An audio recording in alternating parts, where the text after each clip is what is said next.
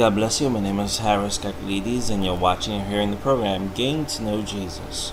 We want to have a complete study about the death penalty today. We will first look at the Old Testament and see what the law of Moses said about the death penalty. Then we will go to the New Testament and see if the New Testament approves of this punishment. I will refrain from giving my own opinion on the subject. I will only quote Bible verses and explain the passage if needs be. We see, in first place, the death penalty mentioned after the flood of Noah. God said the following in Genesis 9, verses 5 and 6. Genesis chapter 9. And surely your blood of your lives will I require. At the hand of every beast will I require it, and at the hand of man. At the hand of every man's brother will I require the life of a man. Whoso sheddeth man's blood, by man shall his blood be shed.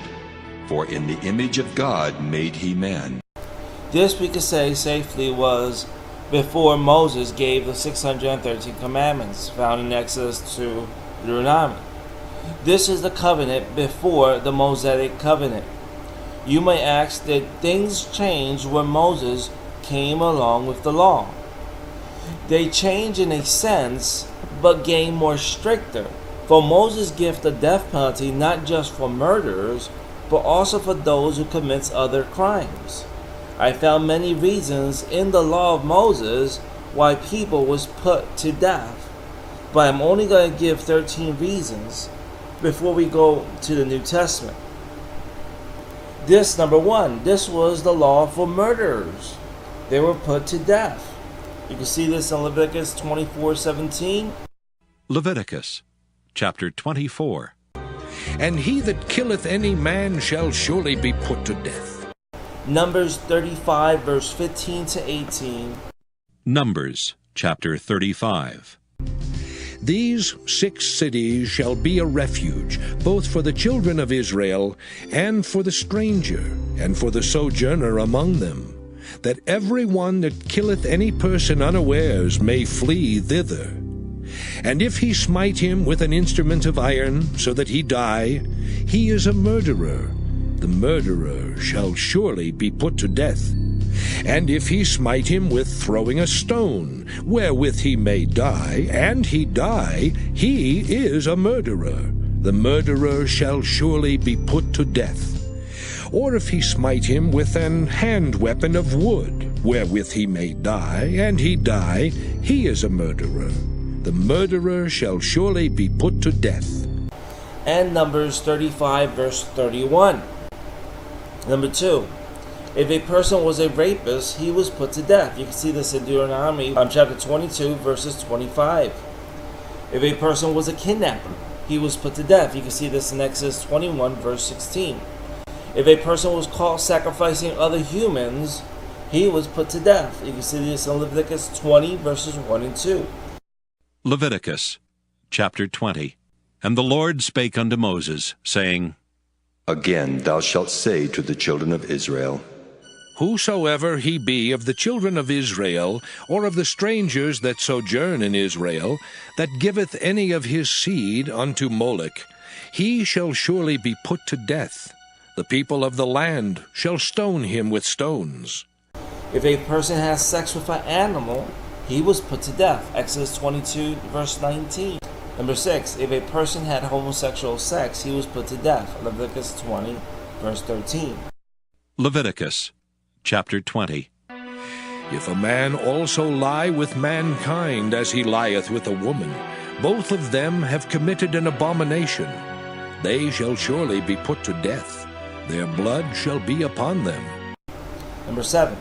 If a child was stubborn and rebellious, he was put to death. Deuteronomy 21, verses 18 to 21.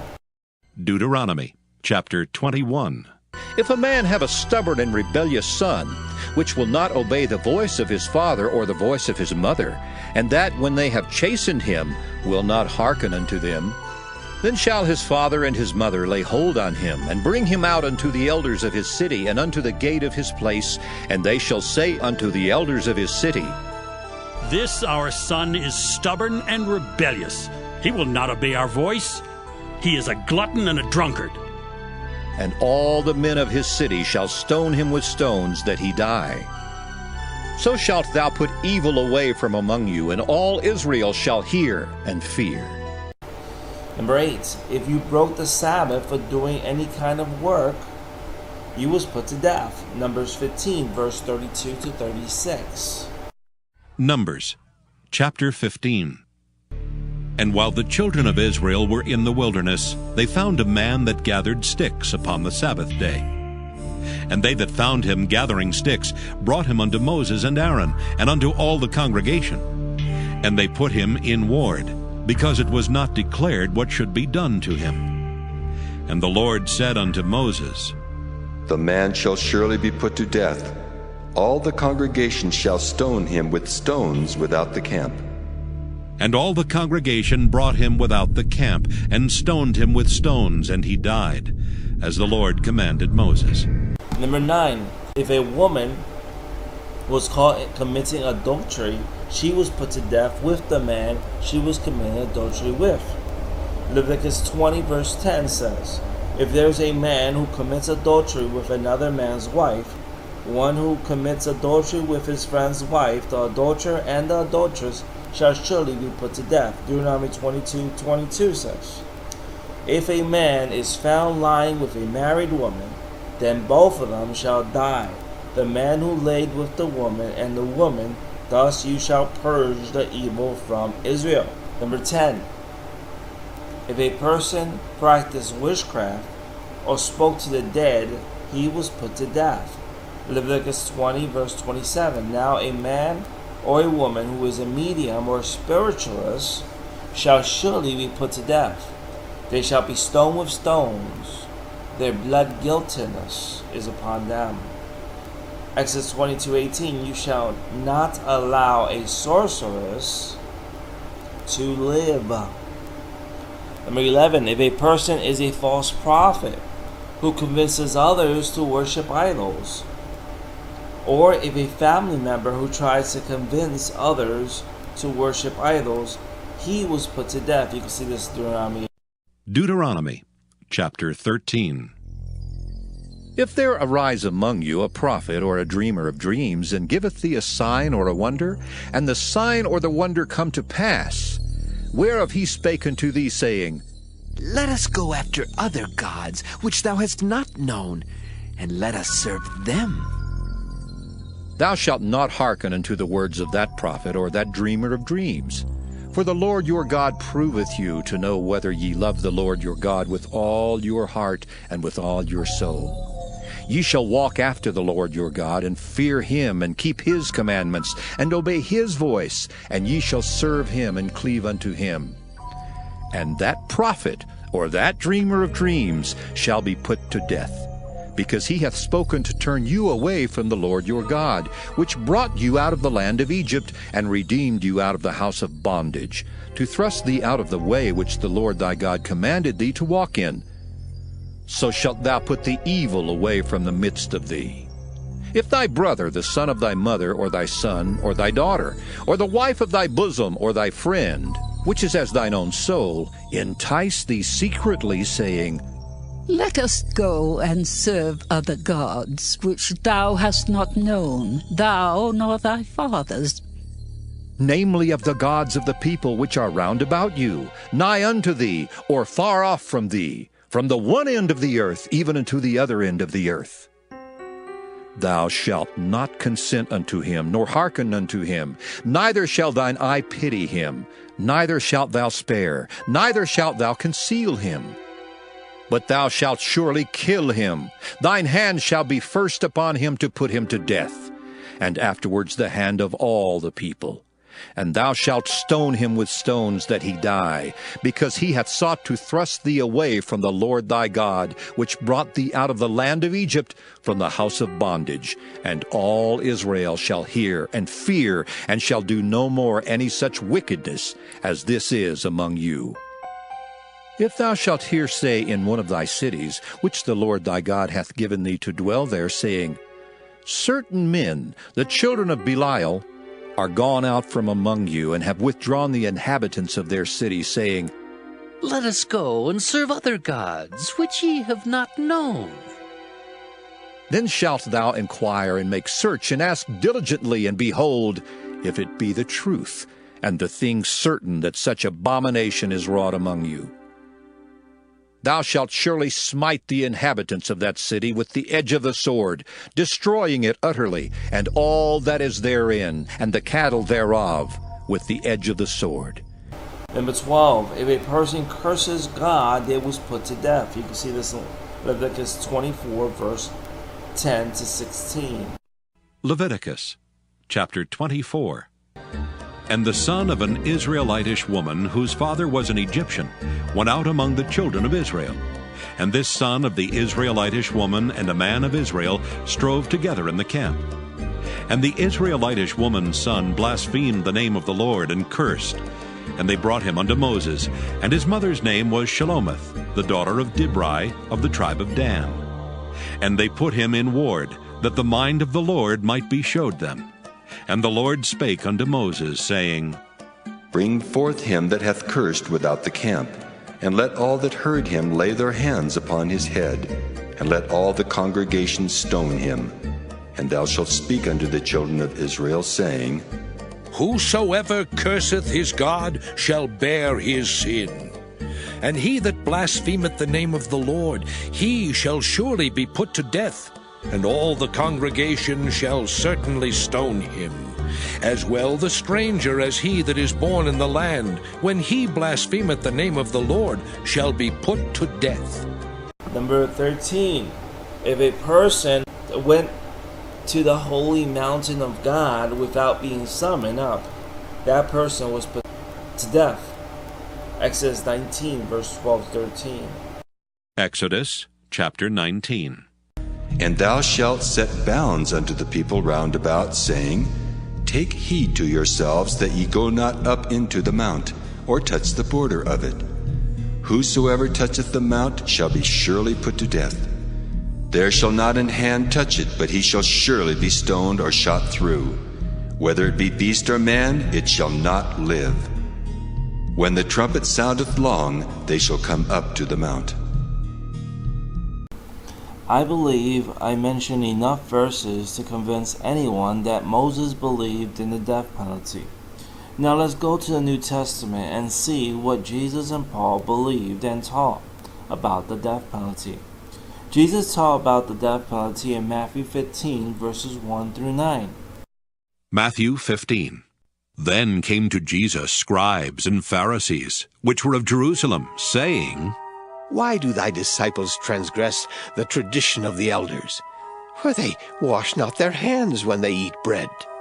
But he answered and said unto them, Why do ye also transgress the commandment of God by your tradition? For God commanded, saying, Honor thy father and mother, and he that curseth father or mother, let him die the death. But ye say, Whosoever shall say to his father or his mother, It is a gift, by whatsoever thou mightest be profited by me, and honor not his father or his mother, he shall be free. Thus have ye made the commandment of God of none effect by your tradition. Ye hypocrites, well did Isaiah prophesy of you, saying, This people draweth nigh unto me with their mouth, and honoreth me with their lips, but their heart is far from me. But in vain they do worship me, teaching for doctrines the commandments of men. We can see clearly that Jesus taught about the death penalty. And also in Matthew 26, verse 52, Jesus said to him, Put your sword back into his place, for all those who take up the sword shall perish by the sword. These passages surely show that Jesus believed and taught the death penalty, while it is true that Jesus did show mercy to the woman caught in adultery. But this doesn't change the fact that Jesus taught death penalty for individuals. If anything, it teaches that Jesus was fair in the death penalty, because the Jews were not actually fulfilling the law in putting that woman to death. Because according to the law, it wasn't just she that was supposed to be put to death, but the man that she was committing adultery with. Now, let's look at the Apostle Paul to see if he approved of the death penalty. Since we can easily say Jesus, till his death and under the covenant of the law, or what we call the law of Moses, and in saying that you are right, for the scripture states, Galatians 4 verse 4, but when the fullness of the time came, God sent forth his Son, born of a woman, born under the law. Jesus was under the law. So Jesus was under the law, and he fulfilled the law of Moses. So if you see Jesus approving of the death penalty, you may say, well, Jesus was under the law, so I'll give you a point there. But we cannot deny that Paul was under the covenant of grace, and he did approve the death penalty. For example, we can see this in Acts 25, verse 11. Acts 25. For if I be an offender, or have committed anything worthy of death, I refuse not to die. But if there be none of these things whereof these accuse me, no man may deliver me unto them. I appeal unto Caesar. In this passage, he clearly states that he did approve of the death penalty. But let's look at another. In Romans chapter 1, verse 32, it states, and although they know the ordinances of God, that those who practice such a things are worthy of death, they not only do the same, but also give heartily approval to those who practice them. Notice that it says that those who practice such things are worthy of death. Now let's look at another passage in Romans 13, verses 1 through 5. Romans 13. Let every soul be subject unto the higher powers, for there is no power but of God. The powers that be are ordained of God. Whosoever therefore resisteth the power, resisteth the ordinance of God. And they that resist shall receive to themselves damnation. For rulers are not a terror to good works, but to the evil. Wilt thou then not be afraid of the power? Do that which is good, and thou shalt have praise of the same. For he is the minister of God to thee for good. But if thou do that which is evil, be afraid, for he beareth not the sword in vain. For he is the minister of God, a revenger to execute wrath upon him that doeth evil. Wherefore ye must needs be subject, not only for wrath, but also for conscience sake. Now a question may be asked. What about those who repent and comes to Jesus and are now saved? Should they be put to death? This is a very hard question because the blood of Jesus forgives all sins of men and women. It doesn't matter what they've done in the past. If they come to Jesus, they are forgiven. I will say they should not be put to death. For we see Paul as an example. He persecuted the church and he killed Christians. In Acts 22 verse 4 says, I persecuted the way to the death, binding and putting both men and women into prisons. In 1 Timothy 1 verse 13 to 15 says, even though I was formerly a blasphemer and a persecutor and a violent aggressor, yet I was shown mercy because I acted ignorantly in unbelief. And the grace of our Lord was more than abundantly with the faith and love which are found in Christ Jesus. It is a trustworthy statement deserving of full acceptance that Christ Jesus came into the world to save sinners, among whom I'm the foremost of all. Notice that Paul states that he did it out of ignorancy.